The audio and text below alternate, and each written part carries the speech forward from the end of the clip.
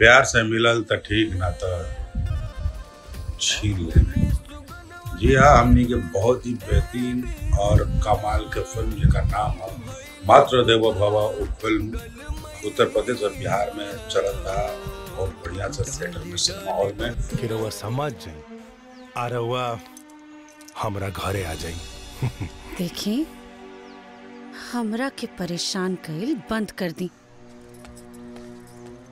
अरे मैडम जी, हम परेशान नहीं करत, हम तो रहुआ के समझावत तनी। वैसे एगो हमार स्टाइल है कि प्यार से मिलल त ठीक ना त छीन लेवे। रहुआ सबसे निवेदन बा कि जाकर देखिए फिल्म के जिसका नाम है मातृ देवो भव। एगो माई तो बस दे चाहत रही ओकर बच्चा लोग के अच्छा घर अच्छा संसार मिले। लागत है इच्छा भी पूरा ना हो पाई हमार।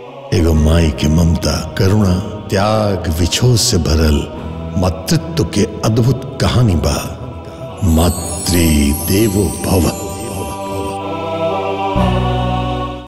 आम्रपाली दुबे जी के कमाल का गुण है, उतने ही मतलब फिल्म वो में आपके भाई आपके बेटा भी बहुत बढ़िया रोल के लिए बने। तो आप सबसे निवेदन बनी फिल्म का नाम है मातृ देवो भव। प्यार से मिलल तो ठीक ना तो छीन लेवे। ठेकेदार सूबेदार जी आइल बनी। राम राम वसुदेव जी। अरे प्रिंसिपल और सेक्रेटरी एक साथ साक्षात दर्शन हो गए। धन भाग हमार। सही कहनी अनु, एकदम सही कहनी। बच्चा लोग तहरा बाहर इंतजार करत बाड़े। जा चला जा। हाँ तो जा, हम सब बाद में मिले। जा। हाँ हाँ हाँ।